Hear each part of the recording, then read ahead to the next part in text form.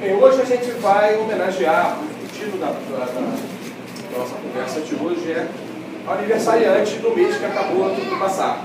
Né? Na verdade era para ter feito palestra semana passada, né? Mas aí eu tive um compromisso que eu acho que era complicado, eu não ir, que era o casamento do meu filho, então eu pedi para a gente tocar. E a gente incluiu algumas canções que o pessoal gosta, né? Então... o pessoal não admite que você vem aqui no Pois cante. é, pois é.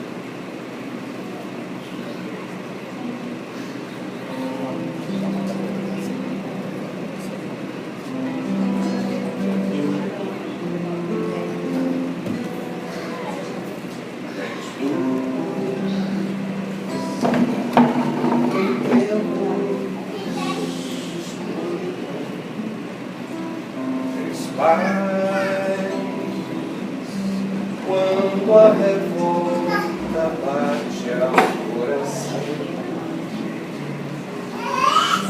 porque é o mestre a nos consolar, porque é o mestre.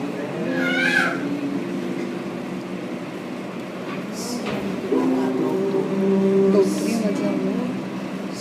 As palavras preenchem o vazio que me fazem crer que existe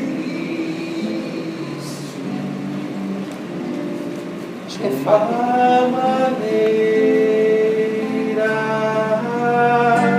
mais simples de se viver, amando a todos, como Cristo me ensinou, usando a razão, ó doutrina de amor.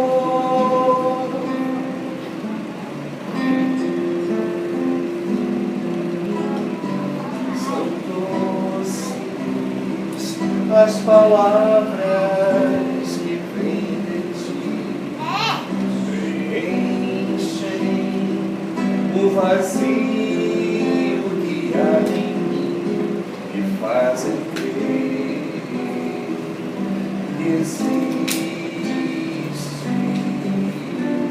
uma maneira mais simples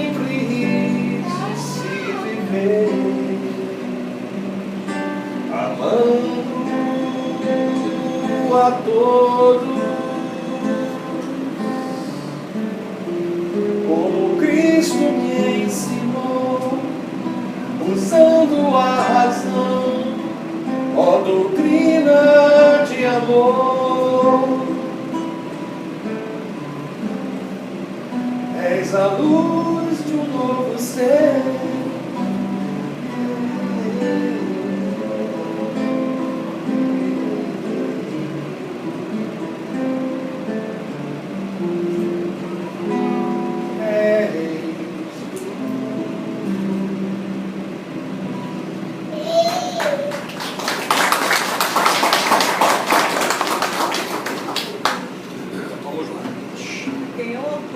É Fábio. Qual é o autor?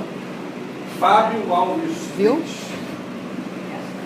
Fábio Alves. Se tivesse aquele grupo espiritual, eu toco no espírito hoje em dia, né? Fábio Alves Leite. O Fábio é o. Só errei no Alain. Então hoje a gente vai conversar sobre o sentimento que nós devemos exercitar muito, né? Em relação a tudo na vida, que é a gratidão. Por que nós devemos ter essa gratidão a Allan Kardec?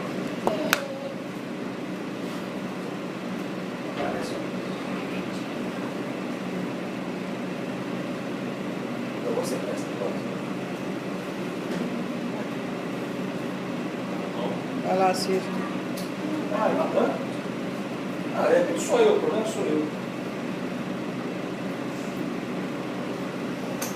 Coisa pessoal. Não acho que não acho que Foi.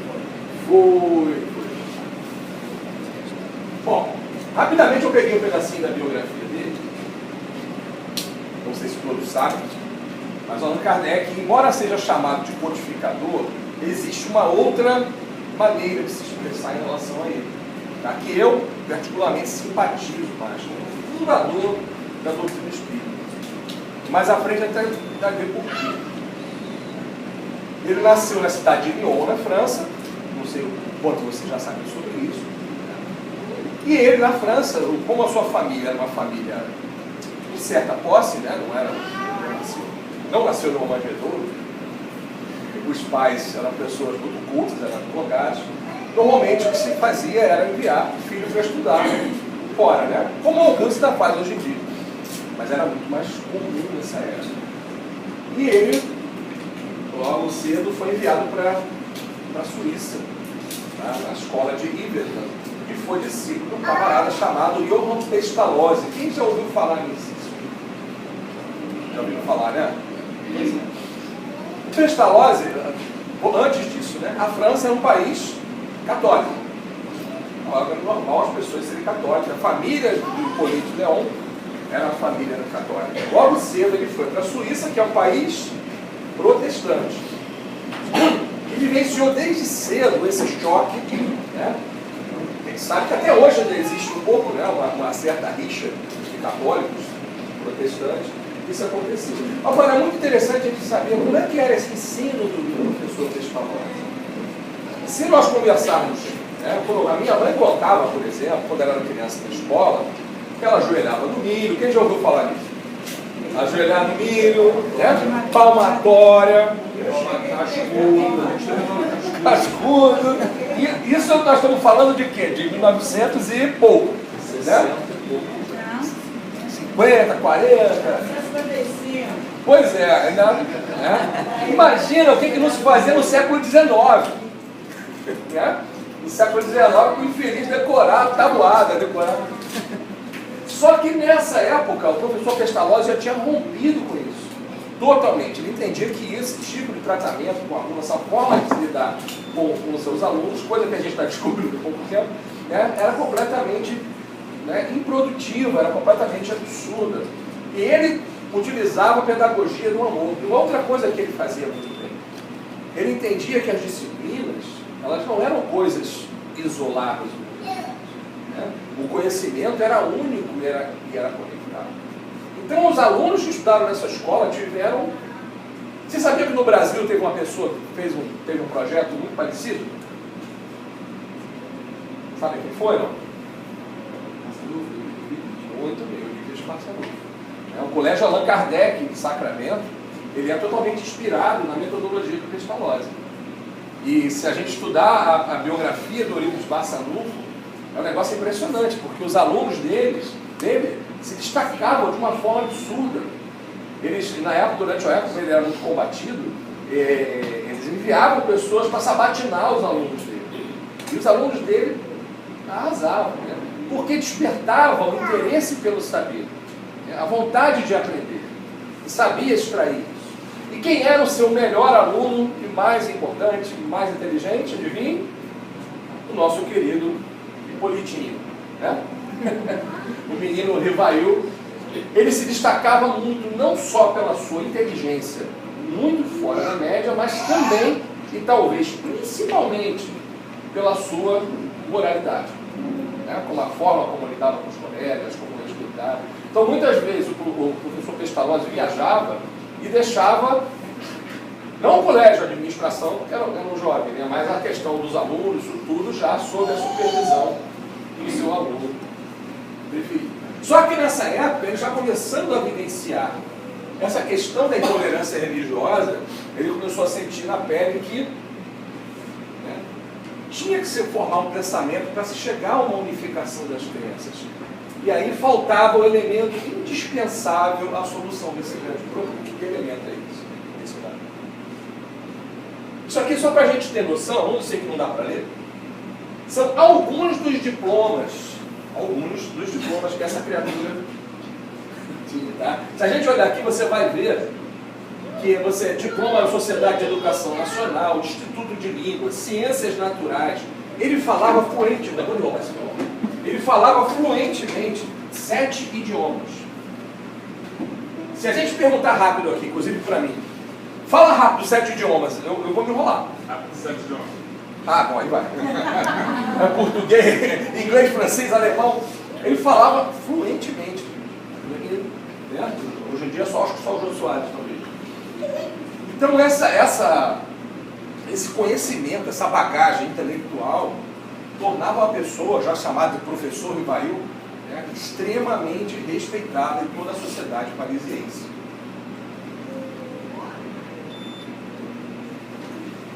E aqui, que ele chamava do HLD Rivail, né, algumas publicações que ele já tinha feito. Ele estava atuando fortemente na reforma do ensino da França. Então ele já assessorava, várias vezes ele era chamado pelo próprio imperador a resolver, a trabalhar com essas questões. Então é uma criatura, sabe, de um diferencial ético, moral e intelectual completamente fora da curva na sociedade francesa. E ainda na sua biografia, mais ou menos por volta de 1850, 40 e pouco, aconteceu um monte de coisa doida no mundo. Já ouviram falar nisso, né? Das irmãs Fox? Já ouviram falar nas mesas girantes? Vocês já imaginaram essa mesa levantar e sair andando por aqui? Essa porta seria larga o suficiente para suportar a vazão de gente correndo aqui? Inclusive eu, né? Pois é, e quando falava sobre isso, eu cheguei até a pensar que era alguma coisa alegórica, né? Não, a mesa... Mas quando você vai estudar mesmo, quando você pega o livro dos médiuns e estuda profundamente, você vê que não, a mesa levantava mesmo, saía do lugar. Né? Havia aquelas batidas que se comunicavam com as pessoas. E a sociedade francesa, né, por incrível que pareça, algum de vocês ficaria assustado se a parede começasse a bater sozinha? Claro. Agora. Não sei se eu ficaria, não, eu ia ficar mesmo. Se a mesa levantasse aqui e saísse andando. Já estava lá fora. O senhor ficaria assustado, não é? Já estava lá fora. Gente, eu fui ver, ó. Eu vou abrir um parênteses aqui só para vocês verem, que a gente fala, o cara é palestrante, não sei o quê. Já acho que a gente é top, né? Quando teve aquele filme Sexto Sentido, lembra? Antigo, né? Eu me lembro, na época, eu estava querendo ver, e uma amiga minha comentou, não vou levar meu filho, não, que deve dar medo. Eu pensando, nessa época eu trabalhava em reunião de desobsessão, né? Eu falo com os mortos. Eu vou ter medo. Né? Fui ver, olha, eu fiquei escondido atrás da minha esposa do filme inteiro. Quando começava aquela musiquinha de medo, né? Quando o moleque ia no banheiro, aí fazia aquele tum, eu falei, meu, por que bota essa música? Não dormia, né? Então isso acontece. Espírita às vezes tem isso, né? Espírita às vezes tem medo de espírito. Ainda mais quando não é médium, né? Tipo eu que não vejo no osso, não sinto nada. Quando o cara acostuma, tudo bem, né? Tá aqui, tá falando, tem uma senhora do seu lado, falando. Se aparecer a senhora ali agora, eu vou cair duro. Mas o que é interessante é que o pessoal já começou a levar aquilo na esportiva, né? E era festa. Então você tinha as festas, uma das brincadeiras era brincar com a parada na mesa lá do copo. Só que o pessoal levava exatamente na esportiva. Enquanto isso, o professor Rivail ouvia falar dessas coisas. Ouvia falar e, não sei se ele ria por respeito, mas ele... E inclusive, não sei se vocês sabem, durante um tempo ele trabalhou como contador numa casa de espetáculos. E um dos principais números dessa casa eram números de ilusionismo, que chamavam de prestidigitação. Né? Então ele conhecia tudo que era tipo de charlatanismo, né? Tudo que era tipo... Ele entendia que isso era coisa... Até que um dia, um grande amigo, uma pessoa muito séria, o senhor Forestier, o convidou a ir à sua casa para participar de uma dessas reuniões que já se faziam, que também tinha gente séria fazendo reuniões. E aí ele foi lá, com muita consideração ao amigo, mas totalmente cético quanto a isso. E aí eu via lá o pessoal fazendo pergunta, a mesa batendo, lá para as tantas ele falou assim, não lembro se foi assim, não estava lá no dia, mas posso fazer as perguntas? Aí eu imagino, né, quando ele fala, posso fazer as perguntas? Ele começou a fazer perguntas de alto teor filosófico. E as mesas respondiam no mesmo nível. ele começou a fazer perguntas em vários idiomas. E às vezes é respondido, mesa, turludino que chama, quem fala, poliglota, né? Começou a fazer perguntas mentais. E aí o que ele pensou? Em francês eu não sei o que é, mas aí tem coisa. Só que, diferentemente de todo mundo, pelo seu espírito científico, ele foi no outro sentido, né? Então ele entregou-se a observações perseverantes e, o que é mais importante, dedicou-se principalmente a deduzir daí as consequências filosóficas. Por quê? A mesa responde, olha, eu sou você amanhã, né? Aquela propaganda. Eu era a pessoa que estava aí no mundo, eu corri. Porque até então a gente podia dividir essa questão da vida e da morte em duas frentes. Ou existe ou não existe. Tem materialismo, que vinha crescendo de uma forma, né, muito rápida, porque ele contraponta a um período religioso, que a gente chama de Idade das Trevas, né? Um período em que a religião se esgotava diante da necessidade das pessoas de crescerem, né, intelectualmente. A gente sabe que esse crescimento ninguém consegue segurar. A gente estava no século XIX na França, no movimento iluminista, né, que estava aí tocando uma bagunça no mundo, um dos períodos mais efervescentes na nossa evolução. Então, ele tinha que encarar aquilo de uma outra maneira. E aí o que acontece? Ele começa a perceber o seguinte, olha, está constatado de fato que a vida continua após a morte. Isso todas as religiões entendem que sim, né? Os católicos, os protestantes, até aí não tem novidade. Inclusive foi a informação que Jesus veio nos trazer. Nós não morremos. Agora, como é que é isso? E como isso afeta nossas vidas? Esse caminho é que o professor Ivail seguiu. E começou a entrevistar muitos espíritos.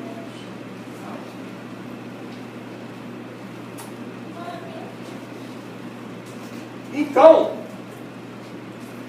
em 1857, depois de fazer uma coletânea, né, de mais de 500 perguntas, ele lança a primeira edição do Livro dos Espíritos e nasce a doutrina espírita.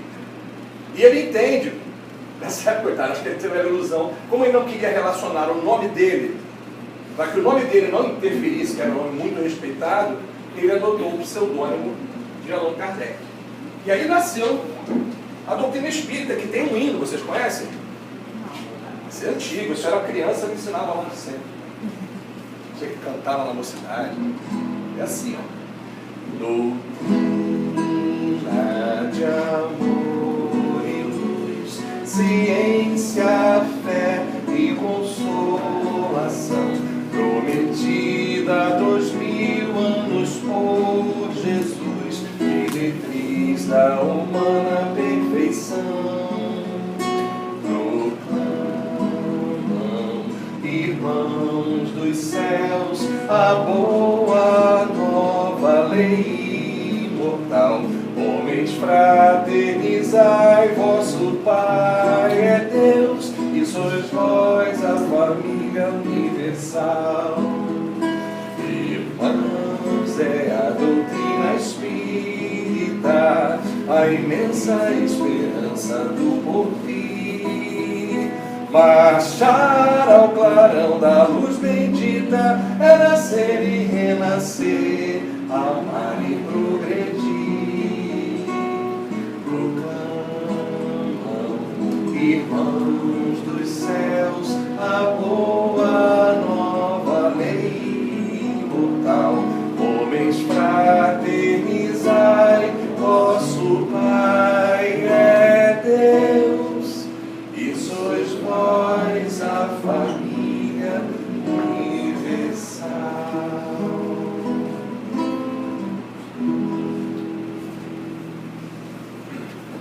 Quer saber os autores dessa música mesmo? Eu não os conheço, o Sebastião Avelino e Nelson Kerensky. Essa música é muito antiga, do tempo que eu era um jovem cabeludo. Eu já fui. Como é que foi a construção disso? Né? É legal a gente saber, entender como é que foi isso. Uma das primeiras coisas que o Kardec percebeu, né, quando ele começou a conversar com os espíritos, é que ele percebeu o seguinte: alguém aí mente de vez em quando? Não, né? Alguém se engana de vez em quando? Gente, os espíritos, né, somos nós. Quando nós desencarnamos, nós não adquirimos toda a sapiência. Né?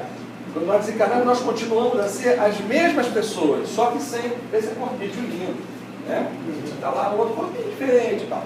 Mas nós continuamos, se nós somos galhofeiros, continuamos a ser galhofeiros. Né? E se nós entendemos que nós somos sistemáticos, orgulhosos, nós continuamos a ser orgulhosos.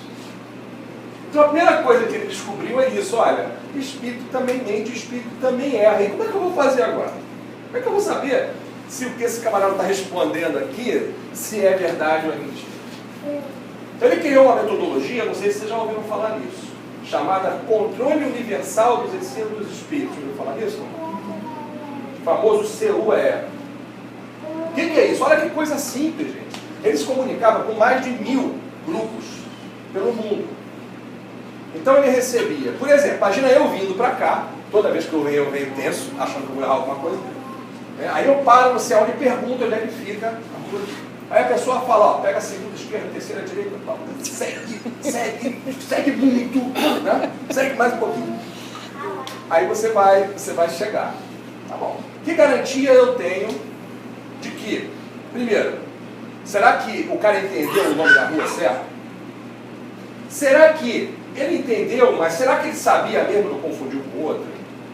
Ou será que é um brincalhão que está querendo me fazer de trouxa aí, em vez de mandar para um lugar só de brincadeira mandando para o outro? Ou será que é um cara mal intencionado e que já tem um pessoal ali esperando e me manda para aquele lugar justamente para o pessoal roubar meu carro? A gente não sabe. Agora, se eu faço essa mesma pergunta para 5, 10 pessoas no caminho e eles responderem a mesma coisa, eu vou ficar mais tranquilo. Então Kardec fazia isso, ele enviava a mesma pergunta para grupos pelo mundo todo, com a garantia de que eles não se comunicavam. E no século XIX isso era muito mais fácil do que hoje. Naquela época, não sei se vocês sabem, não tinha WhatsApp. Não dava para o cara ficar ali. Né? Então era muito mais fácil. Agora que esse trabalho sim, então ele recebia, né, juntava aquilo tudo, batia a concordância das respostas, e aí, quando elas eram concordantes, ele assumia aquela informação. E havia um primeiro controle antes desse, que era o controle que ele chama de controle da razão. Por exemplo, se eu estivesse ali, né, naquela... É a Avenida das Américas principal? Não, tem outro nome, né? Aonde? O Ratão ali, o Ratão. Estado do Piauí? Não, você está na Barra? Que seja o Piauí. E alguém mandasse eu voltar e pegar a ponte Rio-Niterói para cá, mesmo que 10, 20 pessoas falassem isso, eu faria? Não, porque eu sei que eu estou mais ou menos por aqui. Então ele fala o seguinte: o primeiro controle é o da razão. Se essa informação é absurda, é excêntrica, ou se ela contradiz o que diz a ciência, é uma coisa importantíssima, muito diferente do que se faz hoje, tá, no movimento espírita. Allan Kardec tinha um respeito imenso pela ciência. Então, se uma informação ainda não tinha sido constatada pela ciência, ele não atropelava a ciência. E dizia: se um dia a ciência comprovar que a informação está errada, fique com a ciência. Então ele tinha esses cuidados. Tá? Sabe onde é que está descrita essa metodologia toda? Eu tenho certeza que quase todo mundo tem esse livro em casa. Evangelho segundo o Espiritismo. Todo mundo tem Evangelho segundo o Espiritismo em casa. Se vocês estudarem a introdução, verão o item 2 chamado Autoridade e Doutrina Espírita. E ali está descrito, tá, toda essa metodologia. Então daí... isso aqui é importante. Quando começaram a mudar a forma de se lidar com esses fenômenos, porque, imagina, que tipo de espírito que vinha fazer a mesa levantar, a parede bater naquela época? Precisavam vir espíritos de alto padrão filosófico? Não. Né? Era o que chamavam de batedores. Só que quando o negócio começou a ficar sério, o que aconteceu? Saíram os batedores e entrou essa turma que eu brinco, que é a tropa de elite, o pop do além. Por quê? Estou falando aqui de Santo Agostinho, São Vicente de Paula, Erasto, São Luís, João Evangelista, Lázaro. São esses espíritos que vem aqui assessorar Allan Kardec na construção do edifício da Espírita. São espíritos, cada um deles, se você olhar a história de cada um, você vai ver, são espíritos que de fato atingiram um patamar evolutivo de espíritos superiores. E aí é um ponto controverso, eu gosto sempre de deixar claro isso, né? Coordenando essa turma toda, o que chamam de espírito de verdade. E aí existe uma controvérsia, é uma opinião minha, né? De que de fato o espírito de verdade é Jesus. Tá? Mas é importante deixar claro, está filmando aí, é uma controvérsia, eu estou dando só uma opinião. Existem, na minha opinião, fortes indícios, fortíssimos indícios de que de fato era o próprio, né, o Espírito Jesus que orientou mais proximamente a Kardec, a construção dessa obra. E aí sim, né, em 1857 nasce a doutrina espírita, nasce o Livro dos Espíritos. O Livro dos Espíritos, eu acho que vocês estudam aqui, né? Ele é dividido em 4 partes. Das causas primárias, do mundo dos espíritos, esperanças e consolações e das leis morais. De cada uma dessas partes, Kardec aprofundou em uma outra obra. Logo que começou esse negócio de gente falar com o espírito, ele percebeu que a encrenca era brava. Era uma encrenca. Então, rapidinho, o que ele fez? Ele lançou um livro, não sei se já ouviram falar, chamado Instruções Práticas sobre as Manifestações Espíritas. Era o que chama de opúsculo. Tipo assim, toma um manual rápido aí para você fazer bobagem. Porque ele já recebia um monte de gente mandando carta para publicação no mundo espírita, era uma confusão danada.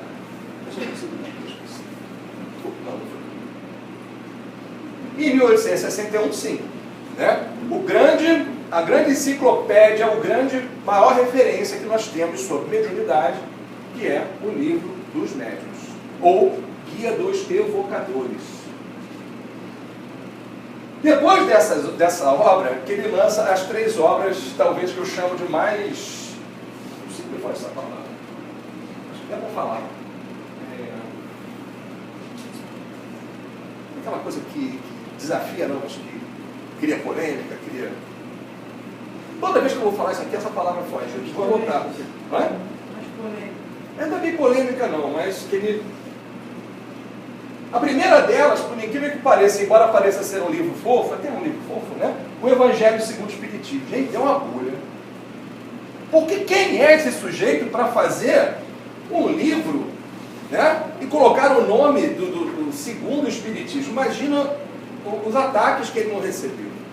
E realmente esse livro já começa a se bater um pouco de frente com toda a estrutura que se tinha em relação ao conhecimento, né, em relação ao exercício da espiritualidade. Ele coloca assim, as bases morais dos ensinos espíritas estão nos ensinos de Jesus. Que ele não coloca como único, mas como a melhor referência que nós temos aqui na Terra. Não que outras referências também não sejam boas. A gente sabe que 2/3 do planeta não é cristão. Eles não estariam condenados por causa disso. Né? Mas o Espiritismo é baseado na moral do Cristo. E em cima dessa, e principalmente no Sermão do Monte, se a gente olhar os capítulos do Evangelho, né, a grande maioria vem do próprio Sermão do Monte, a moral espírita é tratada. Depois, gente, a palavra está aqui, não sai. Um outro chute no balde, que a gente chama, chamado Céu e o Inferno. Alguém já leu esse livro? Já. Gente, o Céu e o Inferno, eu não sei como é que não mataram. Porque tem uma outra palestra que eu falo sobre Kardec aqui, que eu mostro algumas coisas que levaram a igreja realmente a persegui-lo. Por exemplo, quando ele fala sobre a questão das penas eternas, ele mostra claramente, sabendo o que ele vai afetar. Porque na época existia aquele conceito de purgatório, e o pessoal vendia, né? Se você comprasse prece, você podia tirar aquele seu pai, seu tio que morreu no purgatório. Isso movimentava com dinheiro. E no Céu e Inferno ele deixa claro, a primeira parte inteira, que é um tratado filosófico genial do Kardec sobre essas questões do pós-morte. Ele mostra, olha, não existe intermediário entre nós e Deus. Não existe. Uma das primeiras coisas que o Espiritismo rompe é isso, né? Não existe um sacerdote, não existe alguém você tenha que usar como intermediário. O papo é reto. Né? A oração é uma conversa nossa direta com Deus, não tem intermediário, muito menos o intermediário que vai cobrar uma grana para a gente, para ajudar alguém que foi. E isso mexe no órgão mais sensível do corpo humano. Qual é o órgão mais sensível do corpo humano? O ovo. E o que é importante também no céu e inferno, a segunda parte, o que você tem? Você tem os relatos, né, práticos da lei de causa e efeito funcionando. Tem os espíritos felizes, né, com relatos maravilhosos, que você vê na prática funcionar o que Jesus já nos ensinava lá atrás, quando ele falava sobre bem-aventurados os que choram, pois serão consolados, bem-aventurados os aflitos. Quando você vê espíritos felizes que sofreram muito na Terra e quando eles vêm dar suas comunicações, eles falam de quanto esse período é curto, de quanto essas dores são poucas diante do que são as dores espirituais. Né? Então, ele muda e mostra para a gente, com casos práticos, a mudança de perspectiva total. E o último, transgressor, é essa a palavra. Nossa, mas que susto! Rapaz, ela fica aqui. Transgressor, bonita, né? Rapaz, acho que o primeiro grande transgressor na humanidade foi Jesus. Né? Mas Jesus mataram. Né? O Kardec, nessa época, não. E realmente, essas obras são extremamente transgressoras. Elas provocam. Na época, gente, o espiritismo se espalhou na França com uma rapidez, vocês não têm noção. Foram milhões e milhões de adeptos. Se você estudar um livro chamado Viagem Espírita, que eu falo dele aqui, que ele escreve as viagens dele pela França, você vai ver como uma coisa se propagou rápido. E como assustou muita gente. Né? E a transgressão final foi um livro chamado A Gênese. Que ele tem a ousadia de dizer que são os milagres e predições à luz da doutrina espírita. Quando ele mostra que esses milagres todos têm explicações. Né? Porque não existe milagre, não existe sobrenatural. Tudo está de acordo com a lei da natureza.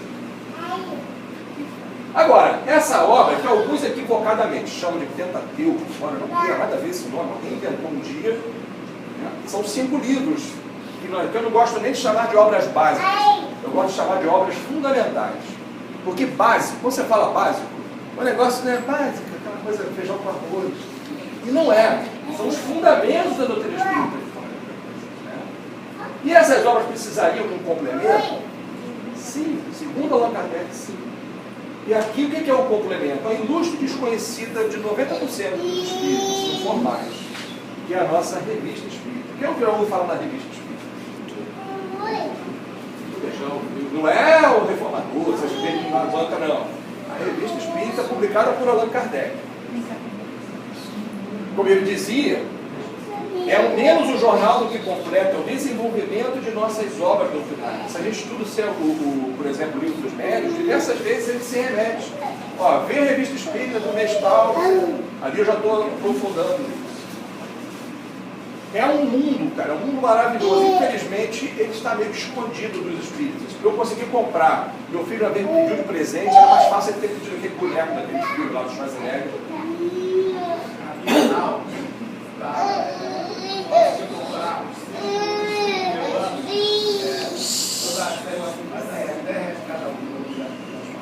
Olha, eu saí contando no site do CERJ, eu achei, mesmo assim, o primeiro número não tinha, eu consegui um amigo meu que tinha 2, me deu um presente. Uma boa nova.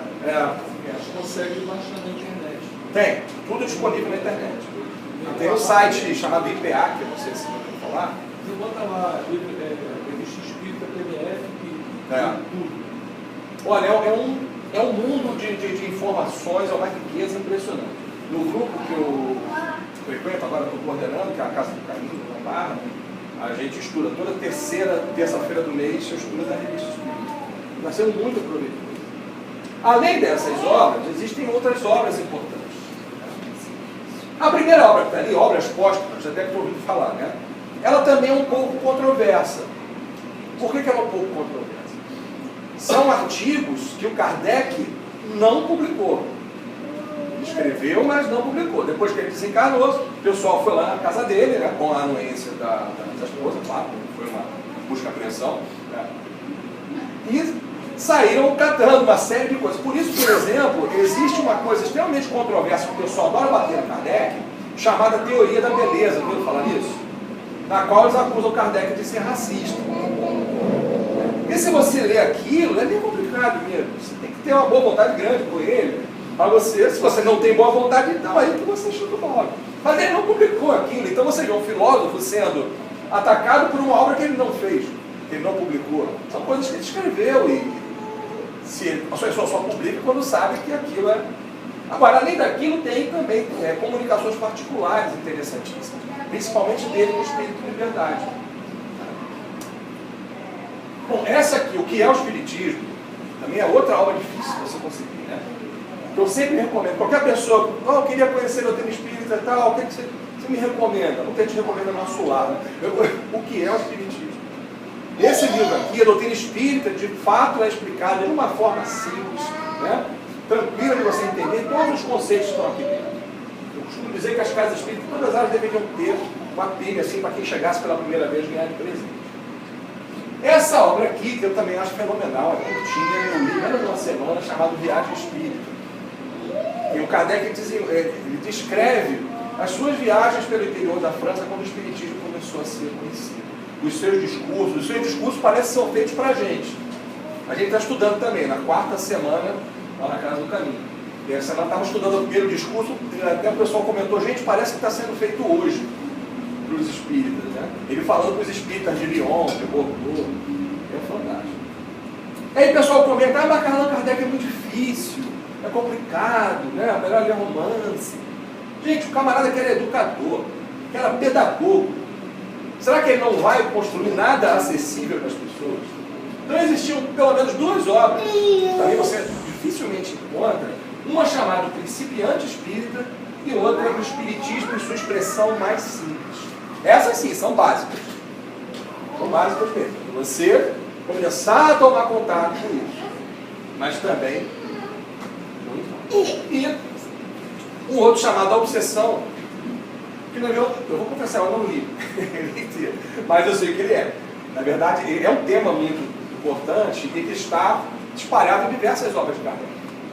Recentemente eu fiz um estudo sobre isso e eu percebi, eu encontrei assunto na Gênesis, no Livro dos Médiuns, na Revista Espírita, no Livro dos Espíritos, e ele sintetiza isso tudo numa única obra.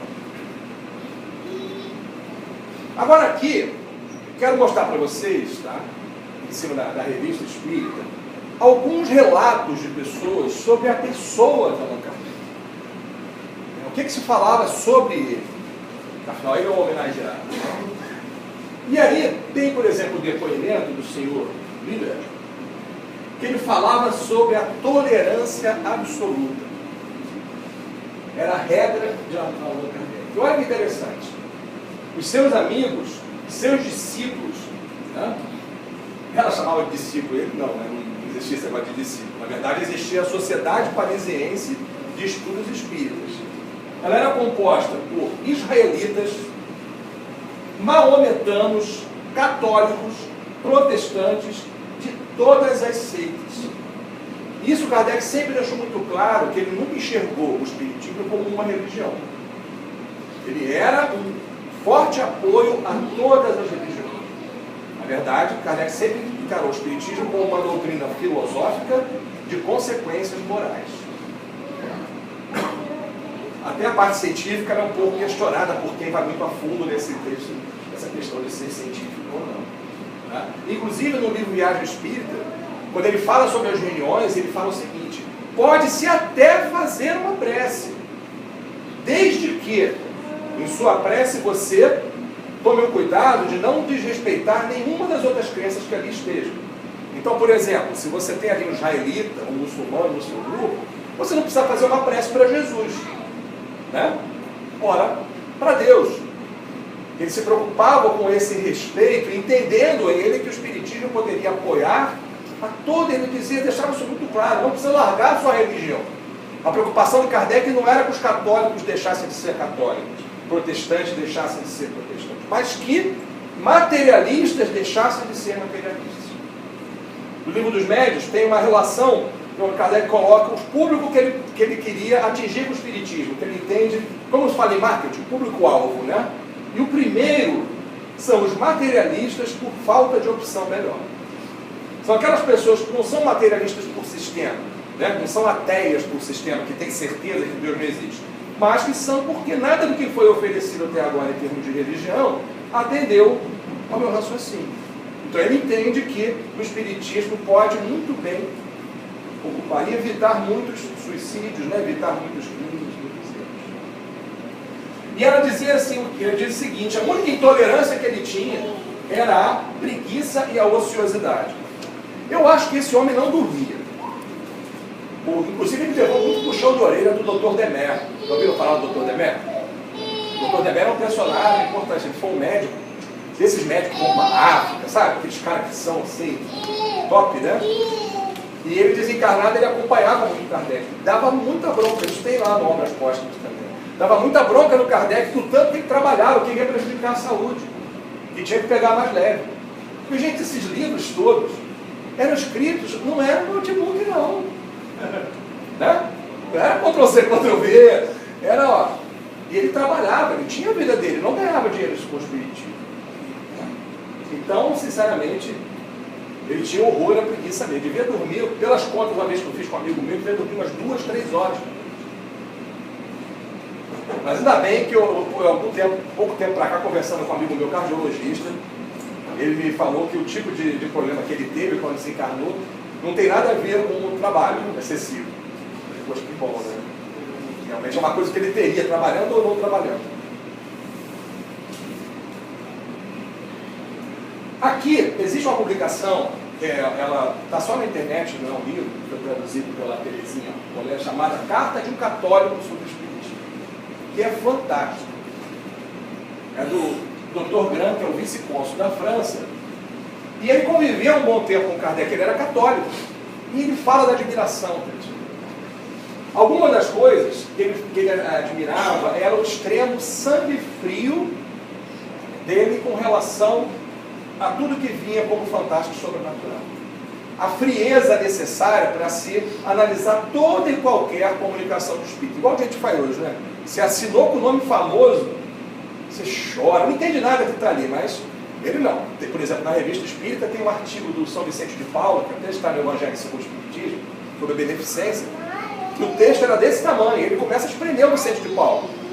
Ele não quer saber se não tem carteirada espiritual com ele, não.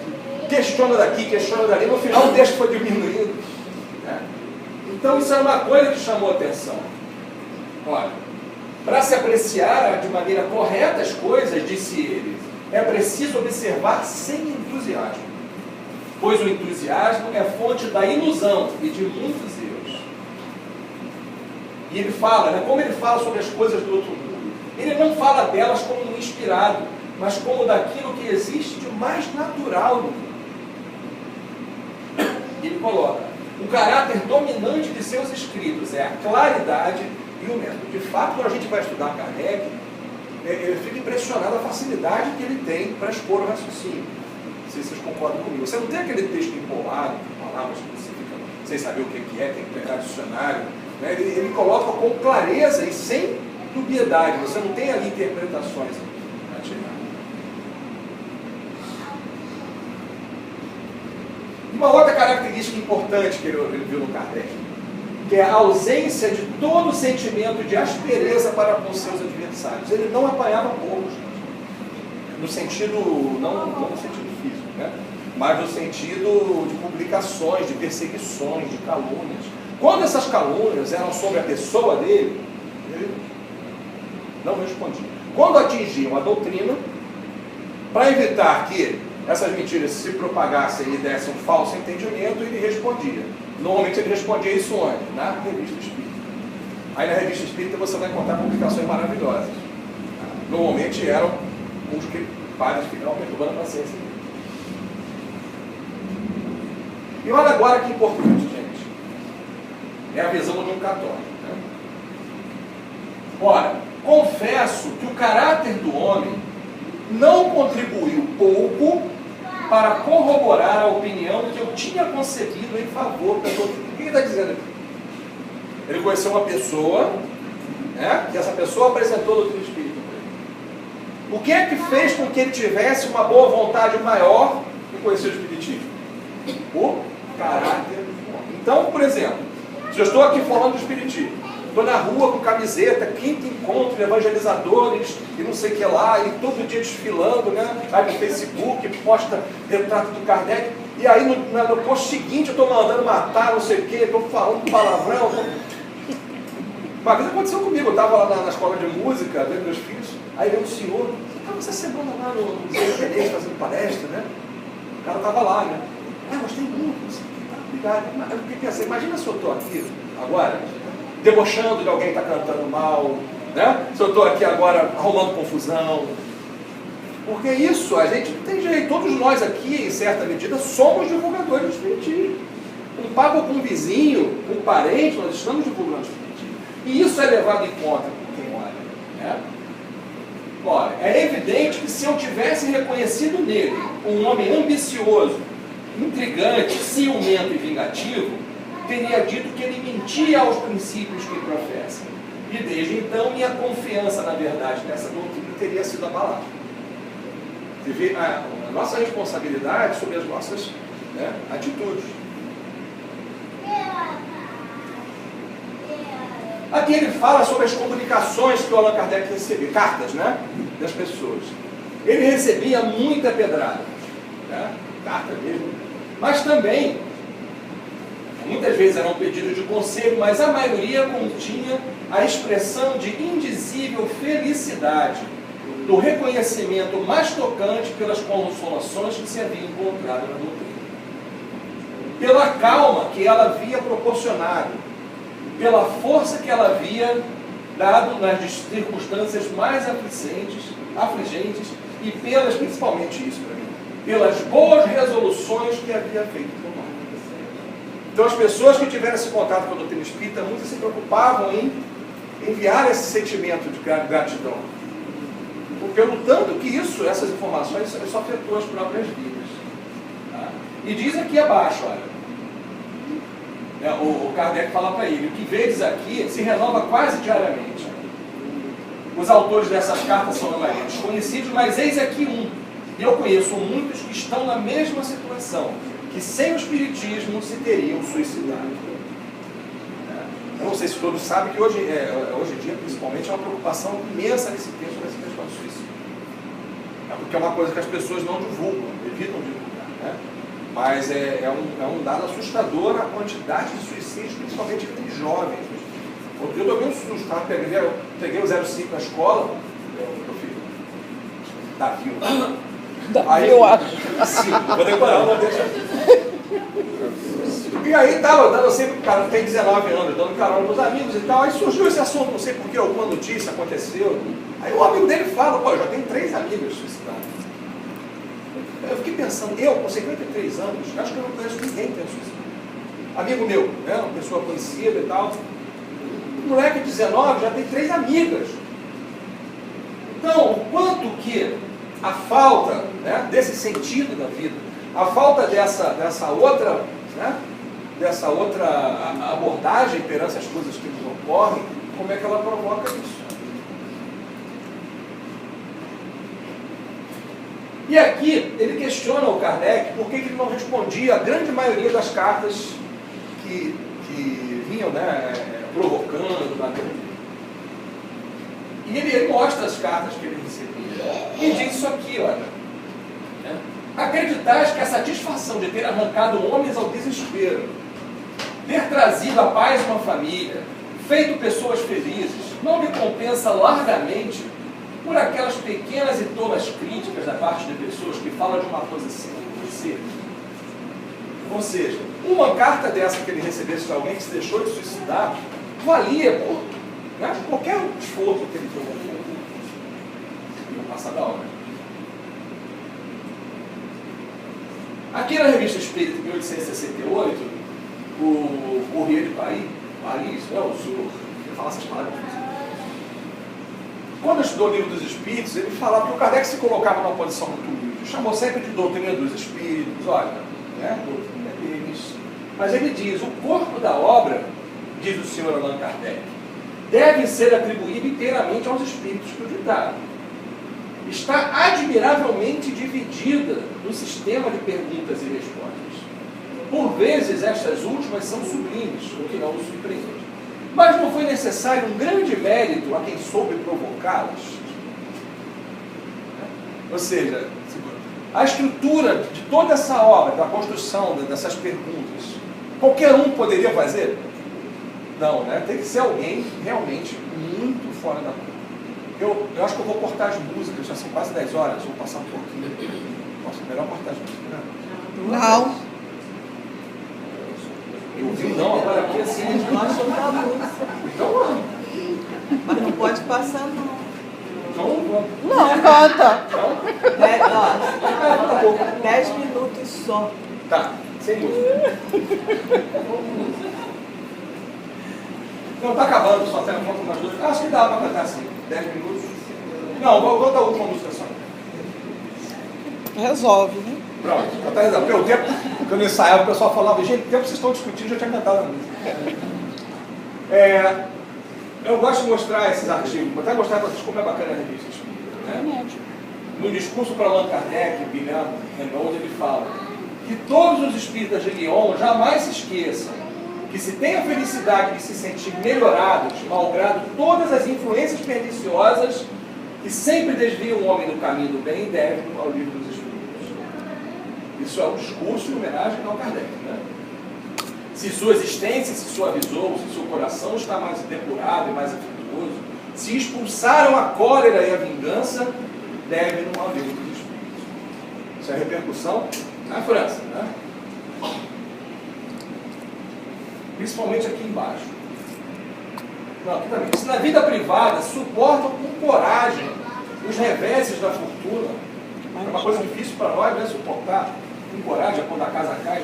Se repelem todos os meios baseados na astúcia e na mentira para adquirirem os bens terrenos, devem ao livro dos Espíritos, que os fez compreenderem a prova e acendeu-os a luz cristã.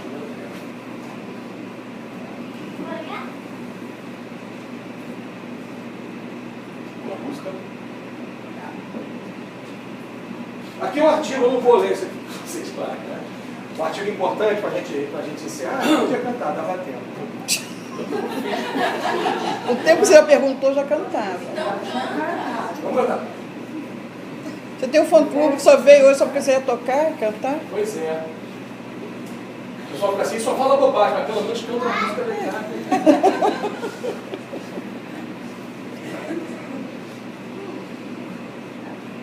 Eu vou cantar essa aqui, porque essa aqui tem a ver com o que eu falei no início, né? Essa música do Luiz Pedro Silva Paulo, que é assim. Kardec, em amor, em verdade, em carinho, você foi muito mais que simples, codificador.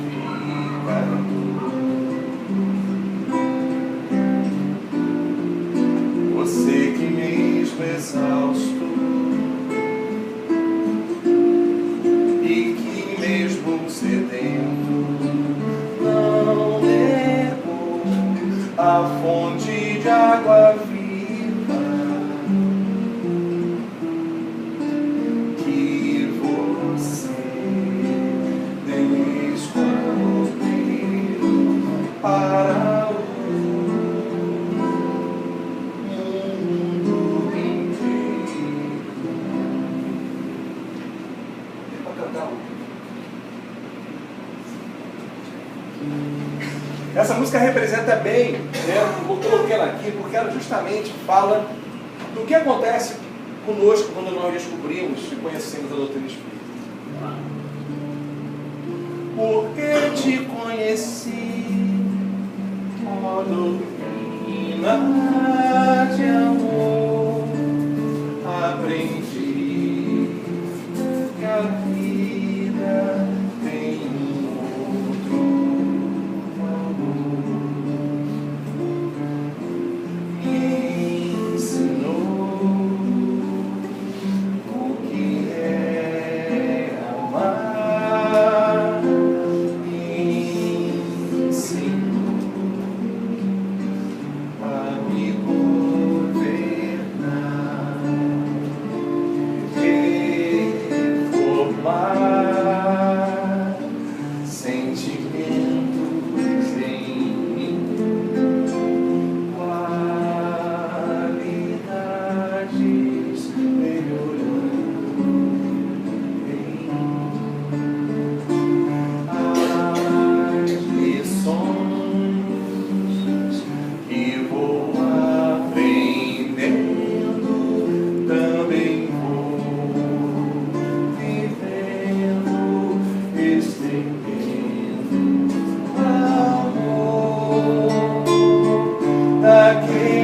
aprenderam a amar com Jesus,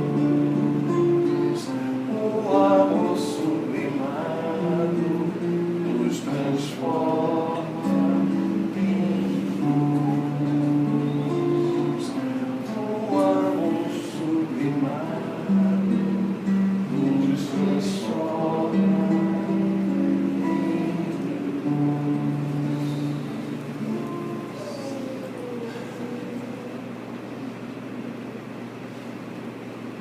E aqui sim, esse caso é interessantíssimo, está na Revista Espírita de 1864, um artigo chamado O Espiritismo nas Prisões. Ele fala sobre um condenado, um criminoso, ele diz exatamente o que ele fez, que preso, justamente preso, não foi o Jean Valjean, justamente, mas que ele teve acesso, não sei exatamente como, ao livro dos Espíritos. E ele devorou o livro dos Espíritos, no sentido... Claro, leu o livro dos Espíritos, porque com ele fone poderia ter comido. E começou a ter contato, né, com uma coisa que mudou completamente. E ele começou depois a estudar o livro dos médiuns. E percebeu, seguiu as instruções lá de Allan Kardec para exercitar a mediunidade dentro da cadeia. E ele começou a receber comunicações de altíssimo teor filosófico, moral, e começou a trocar correspondências com Allan Kardec. Tipo assim, ó, dá uma olhada nesse negócio aí, tem um tal de São Luís aqui. Luís, né? São Luís não assinava São Luís, ele botava só Luís. Um São Allan Kardec que botava. Tem um tal de Luís aqui escrevendo o negócio. Aí ele comparava com as comunicações de São Luís. E olha, o Kardec era chato, né? Para passar o negócio ali perfeitamente. Eles começaram, dentro das prisões, a se comunicar com Kardec. E o quanto que ele aprendeu com aquilo se modificou. E aí, Kardec fala, as consequências morais deste fato se deduzem por si mesmos. Eis um homem que tinha abjurado toda a crença e que, ferido pela lei, se acha confundido com o remodário da sociedade. Ele diz aqui, ele ora com mais fervor que muita gente que exibe devoção. Para isto bastou a leitura de um livro, onde encontrou elementos de fé que a sua razão pôde admitir. Lembra? Preencheu aquele vazio que faltava, né? Além disso, o que é digno de nota é que, a princípio, leu com prevenção, e sua incredulidade só foi vencida pelo ascendente da lógica. Então, o Kardec não usava a metodologia do medo. Se você não acreditar no que está aqui, você vai queimar, não sei aonde. Não tinha medo nem discurso de autoridade. Era pura lógica e raciocínio. O que ele coloca aqui? Se tais resultados são produzidos por uma simples leitura, por assim dizer, as ocultas, o que seria se ela pudesse juntar a influência das exortações verbais? Na verdade, haviam dois, né? Ele colocou de um caso só. Considerando que estes dois culpados puderam ser reconduzidos ao bem pela fé que acharam no Espiritismo, é evidente que, se eles tivessem tido essa fé previamente, não teriam cometido mal. A sociedade é, pois, interessada na propagação de uma doutrina de tão grande poder moralizador. Eu costumo muito dizer isso, a doutrina espírita tem um poder consolador importantíssimo. Mas, se não estiver aliado a ele o poder moralizador, ou seja, se ele ficar só na consolação e não se modificar, não se melhorar, vai ficar precisando de consolação toda hora. Para a gente encerrar, dentro dos 10 minutinhos que eu ganhei de presente. Faltam 3. Agora também uma canção do meu querido amigo Joelson Queiroz, baseada num poema de Áurea Celeste, discografia, se não me engano, do Chico, chamada É a Vida. Do alto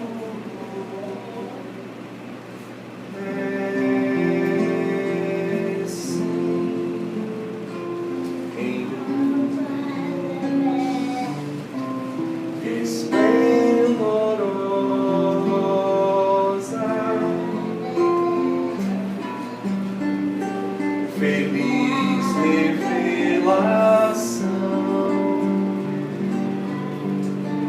do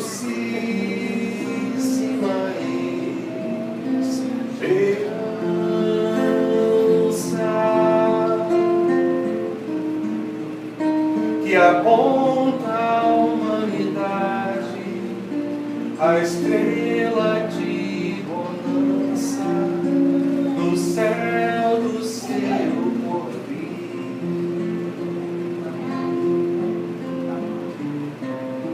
E a palavra divina de boca em boca passa,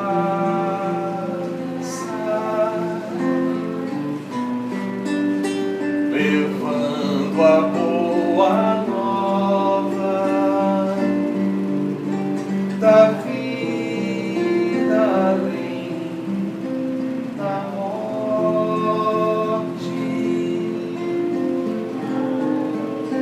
E a estrela de bonança além no céu fulgente aponta a toda a gente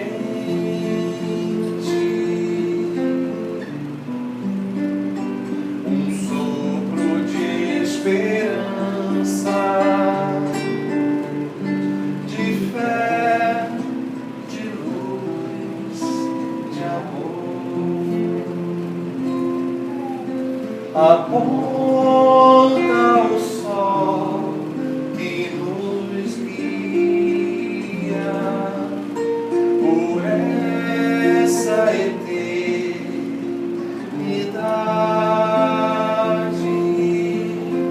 Aponta e nos diz é a vida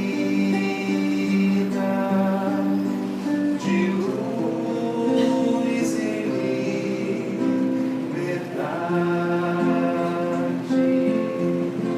liberdade.